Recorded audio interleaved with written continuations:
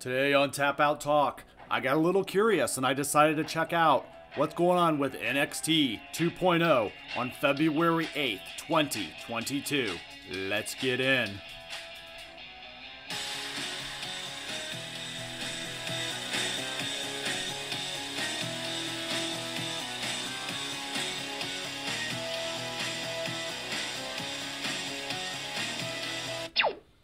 Welcome everybody, this is Tap Out Talk. I'm your host Brian, and this is going to be a little check-in on NXT 2.0, some results and thoughts from February 8th of 2022. Tonight's NXT is the final NXT Before Vengeance Day, live next week on the network, and it's set to be a big one. The main event will see Kaylee Ray challenge Mandy Rose for the Women's NXT Championship on NXT tonight, while Braun Breaker and Santos Escobar will meet in a championship summit ahead of their big showdown next week. Elsewhere tonight, Tiffany Stratton faces Wendy Chu, Saray battles Dakota Kai, and LA Knight steps in the ring against the debuting Sanga, and if Knight wins, he may get a shot at Grayson Waller. Meanwhile, the Dusty Rhodes Tag Team Classic continues with MSK taking on Malik Blade and Idris Inoue, and the Creed brothers are battling the grizzled young veterans to round that up. This week's NXT kicks off with a semi-final round of the Dusty Rhodes Tag Team Classic, and this actually is Diamond Mine already in the ring, and out comes the opponents, Drake and Gibson, and they begin to trash talk on the mic, but Brutus and Julius exit the ring and rush up the ramp, and they all start brawling. So the first match of the night is the Dusty Rhodes Tag Team Classic semifinals with the grizzled young veterans versus the Creed brothers with Diamond Mine. Eventually the action makes its way to the ring as it all kind of starts off a little crazy, and Brutus and Drake are legal now as the bell actually rings. Brutus catches Drake in a huge backdrop and he rolls out. Drake and Gibson regroup at ringside as Brutus taunts them from the ring. Gibson tags in, but now he ends up double teamed as Julius comes in. Brutus slams his brother on top of Gibson for a big pop from the crowd, and Drake drops Julius with a cheap shot in the corner, allowing Gibson to level him with a clothesline. Drake beats Julius around the ring for a minute. Gibson gets a blind tag, and Julius doesn't see it and eats a sucker punch right to the mouth. Julius gets the upper hand and drop kicks Gibson after sending Drake to the floor. Brutus tags in, and they take turns driving knees to Gibson's ribs. Brutus connects with a big suplex to Gibson, so he rolls outside to regroup with Drake. Brutus comes out to bring Drake back inside.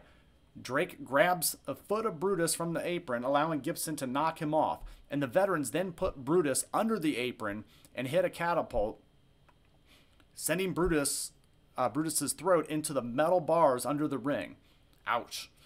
Julius then comes around to check on his brother until the referee gets them all back in the ring, and the veterans isolate Brutus near the corner, and they begin immediately targeting his throat. Brutus tries to fight back, but continually gets shut down and double teamed. He clobbers Gibson with a huge clothesline, and Drake jumps on his back. Finally, Brutus gets the tag to Julius, who comes in hot right off of the ropes and knocks Gibson off the apron before tackling the knee of Drake.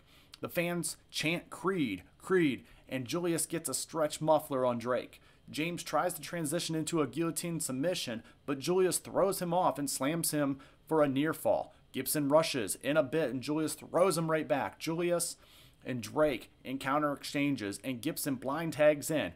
Gibson drags Julius out of the ring, but he eats a right hand for it, and then Drake then obliterates Julius with a suicide dive that sends him into the announcer's desk. The veterans lift Julius up, and then they hit a famous doomsday device for a near fall. Oh, what a rush, right? Brutus and Gibson are now the two legal men, and Brutus unloads on him. Drake gets on the apron to cause a distraction, and Brutus attacks him. Gibson uses the distraction to chop the throat and then tags Drake so that he can double team the Creed brother. They want a ticket to Mayhem, but Brutus runs Gibson into the corner and holds him there, and Julius leaps onto his back and hits a superplex to Drake. The Creed brothers hit Gibson with a slam and the basement clothesline for the win. The winners, and advancing in the Dusty Rhodes Classic, the Creed brothers. Good, hot tag opening match, back and forth action. This was all over the place. They went on the floor. They were back and forth in the ring. A lot of tags, a lot of actions, a nice little nod to the Doomsday device of the Road Warriors. I love seeing that kind of stuff in a classic tag team tournament like the Dusty Classic. So then, after that, we go on to our next match, which ends up being Wendy Choo versus Tiffany Stratton. I don't know if you guys have seen Wendy Choo. She is an interesting character. She is the sleepy wrestler. She literally comes out with a sippy cup and her footed style pajamas that she actually wrestles in, and she's constantly trying to find ways to sleep in the ring. I think this is a little bit of NXT's take on Orange Cassidy being kind of the lazy wrestler in AEW, but it really comes off as hard to take serious and more comedic than anything. But it does give her character, and it did get me to talk about her, but it's a little ridiculous. So Wendy Choo versus Tiffany Stratton happens. Tiffany asks for her credit card back, but Choo searches inside one of her onesie and can't find it. So this is tied to last week's episode where Choo actually stole the credit card of Tiffany Stratton. So basically then what happens is Choo grabs a wrist lock, but Stratton springboards out of it and hits an arm drag, only for Choo to roll into a sleeping position. Stratton grabs a side headlock and the fans are chanting for the comedy act. Choo wiggles free and rolls her up for a near fall. Choo connects with a drop kick, then running boot to the corner. She hits her running sleep drop for a 2 count. Choo grabs a sleeper hold, no pun intended, on Stratton, fights up and clobbers her with a clothesline. Stratton complains that she has broken a nail, but starts stomping the life out of Choo. She then hits with a slingshot dropkick and lands a spinning Vader bomb in the corner and scores the win. The winner, Tiffany Stratton. So again, this is a comedic act. Basically, this match was put in the spot, I believe, to cool down after the opening hot tag match. So basically, and then these guys have been back and forth from last week, with Choo winning last week, getting her credit card, and now we got Tiffany Stratton getting a little revenge this week. So it is what it is on this one. Let's up next, then what we end up seeing is we get Pete Dunne is interviewed backstage, and he says that Tony D'Angelo is way too much since he was just beaten by Cameron Grimes, but he's been completely signed. He says that he finishes it next week where it all began, inside a steel cage. So we're going to get Pete Dunne versus Tony D'Angelo in a steel cage next week at Vengeance, NXT Vengeance. So at that point, it basically will be an honor to share the ring with him tonight. He's going to take on, Pete Dunne will take on Draco Anthony in this next matchup.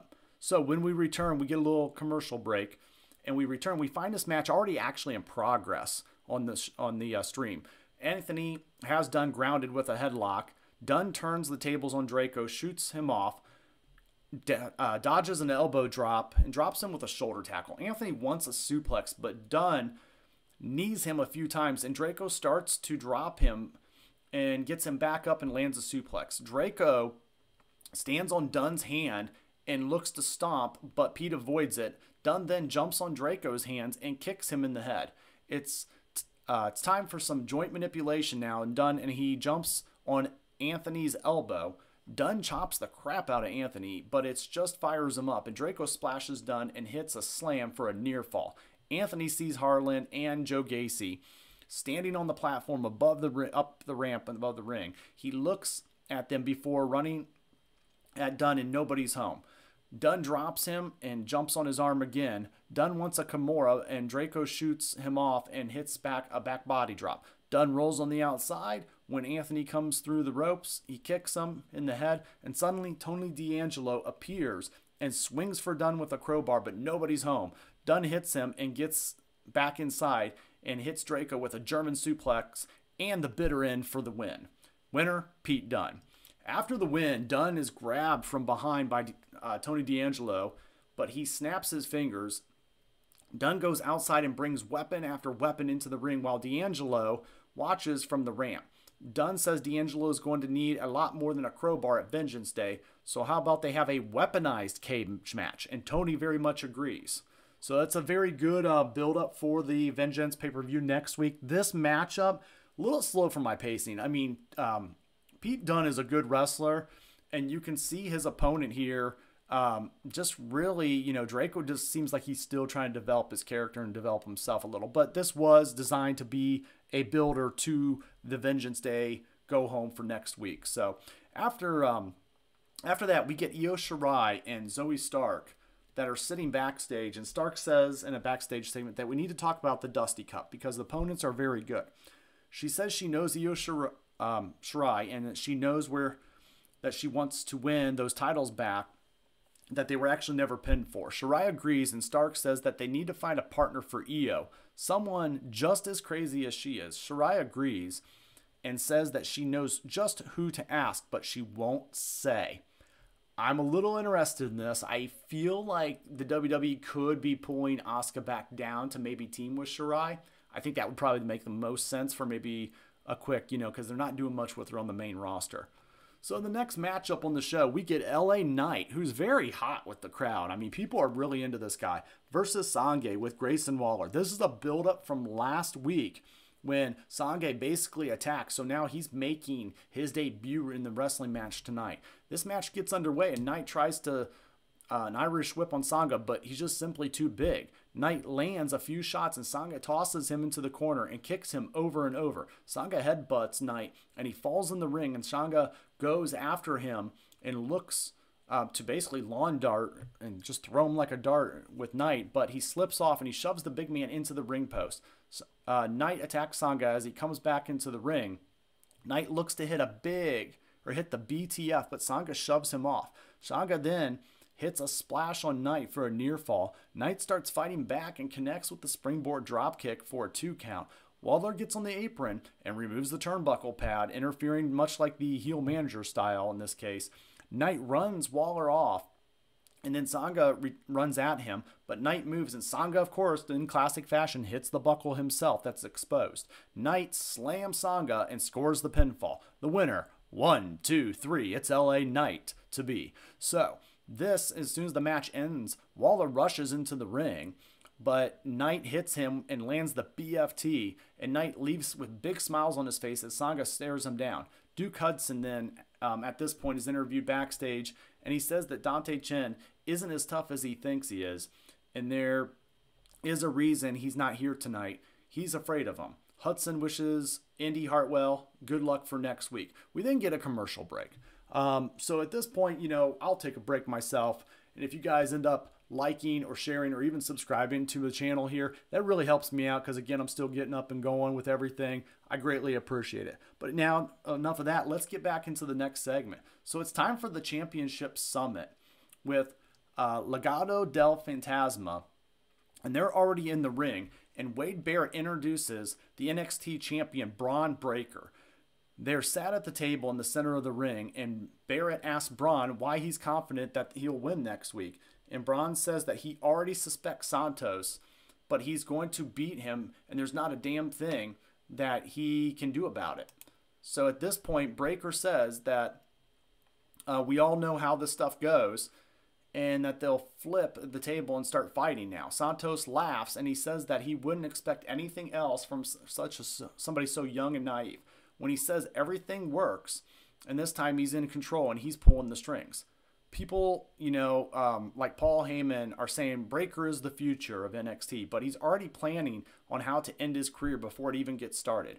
Breakker starts to respond, but he gets interrupted by a new face to NXT, none other than the show-off, Dolph Ziggler from the main roster comes out, and he sits at the table and puts his feet up and says that this is some night, NXT on Sci-Fi, and what a moment. The NXT champion and the #1 contender are about to throw down until he showed up. Ziggler says Breakker wants to know if he works on Tuesdays. Well, he does now. Time is money, and he's got a plane to catch, so who the hell is Bron Breakker? Braun says he's the reason Ziggler is here, so once he's done with Santos, he will deal with Ziggler himself. Dolph says Braun is looking past his opponent, and that's a complete rookie move. Now he has a long list of accomplishments, and we all know 99 out of 100 matches don't go his way. But everyone knows what he can do in the ring. All those accolades, and yet the one thing he's never held, and the fans chant triple threat, triple threat. And Dolph says he doesn't give a damn what they say in heel fashion. Ziggler says he doesn't have to beat a stronger and faster Braun, but he just has to be in his head, which he is. At this point, Ziggler is kind of interjecting himself into a little excitement into the NXT for the go-home show.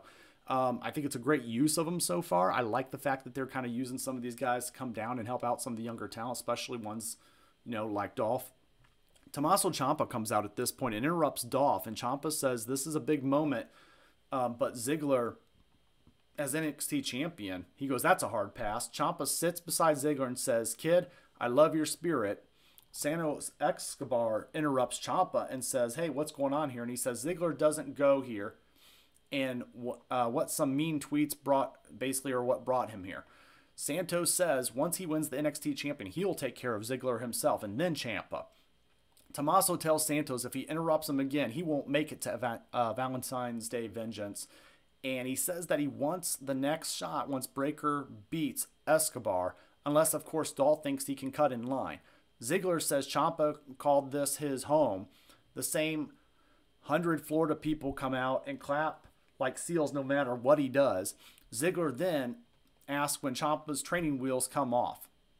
Ciampa hits Ziggler and he falls out of the chair. Ciampa goes after Dolph and they brawl on the floor. Meanwhile, Legado del Fantasma attacks Breakker in the ring. Breakker starts to fight back and looks to powerbomb Escobar through the table, but the numbers get the better of him. Wilde and Mendoza spinebuster Breakker through the table. Escobar kneels beside Breakker and says that he told him everything works out on his time, and well, this will be his time. See you next week, young champion. Grayson Waller and Sanga. Okay, so hold on, let's break this down. The Ziggler interference is interesting. It's definitely foreshadowing to the future. I think we all know that Santos Escobar is a first title defense for Bron Breakker, and I think the fact that they put him through the table tonight and got over with him a little bit proves that Bron Breakker will come back strong. They are not taking that title off of this guy. He's a Steiner brother. He's a pedigree in the business, and I do see something in Bron Breakker. Just hate the name, right? But just let him be Braun Steiner or whatever. So then, after that, we end up seeing Grayson Waller and Sanga, who are leaving the building, and they're stopping for an interview, and Waller says that Knight is an idiot because he just broke his restraining order. Well, next week he's going to get arrested in front of the entire world. Karma is a bitch. It's magical Japanese schoolgirl time as Sarah makes her entrance, and a very unique entrance. Sarah will be facing Dakota Kai after they come back from the break. So at this point, we do get Sarah versus Dakota Kai. And I tell you what, Dakota Kai has completely changed her look from last time I've seen her, when she was more of a Chun-Li Street Fighter type character. She looks completely different now, so I almost didn't recognize her except for in the face. Sarah is basically this magic Asian type character, Japanese schoolgirl that can then turn into, in her entrance, she comes out with this amulet, and then from backstage they show her as a schoolgirl, and then when she walks in the ramp she turns into this really awesome wrestler, right? So I gotta say, I gotta give them credit. I do like the fact that they gave her a unique character build and something like that. Some will say it's a little cheesy, but I kind of like that they tapped into it and gave her something special to work with. So I do say it has me interested in watching her matches. I did see a match last week with her where she did pull out a victory. Sarah versus Dakota Kai happens when we return. And this match is already underway. Once again, it's kind of a habit here. Sarah looks for her hanging drop kick against the ropes, but Kai avoids it. Kai beats up Sarah down the corner and hits a repeated face wash. Kicks out for two. Sarah eats up a few kicks, but keeps getting back up, and Kai laughs at her. Sarah lands some forearms and wheelbarrow roll up, and then double stomp, and Sarah comes off the top rope and knocks Kai down for a 2 count. Kai hits a Scorpio kick and a spinning DDT for a near fall. Sarah avoids Kai and hits a sunset flip for a near fall again. They exchange pinfall attempts for a minute. Then Sarah catches with a super kick and he falls onto the bottom rope. Sarah hits her hanging drop kick and then lifts Kai and hits a nasty Saito suplex for the win. So the winner, Sarah. So at that point, good back and forth match. The Sarah character's got me interested. I kind of want to see a little bit more of her and what she does. I think Dakota Kai's been around NXT enough, and it's a good partner for her to help enhance her. And I want to see where they go with this a little bit in the future. So then next we get Carmelo Hayes and Trick Williams that are sitting with a few buddies in the barber shop in a backstage segment. They talk about Cameron Grimes and how he's been in NXT for 2 years and has nothing to show for it. Melo equals money. Melo does numbers. And he's going to make Grimes relevant one night, just for one night only. Then we get another backstage with Indy Hartwell and Persia Pirotta, which they were having a spat when Toxic Attractions Gigi and JC walk up and try to stir the pot. Persia says they're best friends and they can't get in their heads. Gigi pulls out a photograph of Indy with Duke Hudson and says maybe he can comfort her when they lose next week. Jane says it's clear the best friends don't tell each other everything, and Persia attacks them. The four women brawl until the referees separate them. We get another commercial break. When we come back from that break, Briggs and Jensen are backstage, and Briggs is trying to convince Jensen to ask out Caden Carter. They approach the girls, and Jensen accidentally asks about them both and if they want to hang out. Casey and Caden say that they'd love to chill and walk off. Briggs asks, what the hell was that? Jensen says it's fine. Briggs can take Casey to the movies and allow him to be alone with Caden. He handed him $8, not 10, actually $8. And Briggs says the movie costs at least 20, but Jensen says he's not made of money. So it was kind of, again, a little comic backstage. I will say NXT does a good job of blending, a little backstage story, a little bit of matches. So they do, it's not just 20 minutes of backstage back and forth, or a lot of back and forth between matches and backstage. So then we get to the other semifinal of the Dusty Tag Team Classic, which has MSK versus Idris Enofe and Malik Blade. We kick things off with Wesley and Malik Blade feeling out the process. Lee avoids Blade and shoves him in the corner where Nash tags in.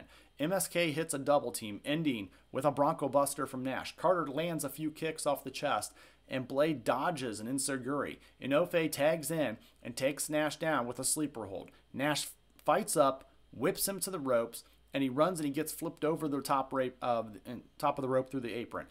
Enofe shoulders Nash and sunset flips him and then hits a Hurricane Rana, but Carter lands on his feet. Carter hits a clothesline and Blade tags back, but MSK lands a series of kicks and then knocks Enofe out of the ring, and MSK pose together as we head for another commercial break.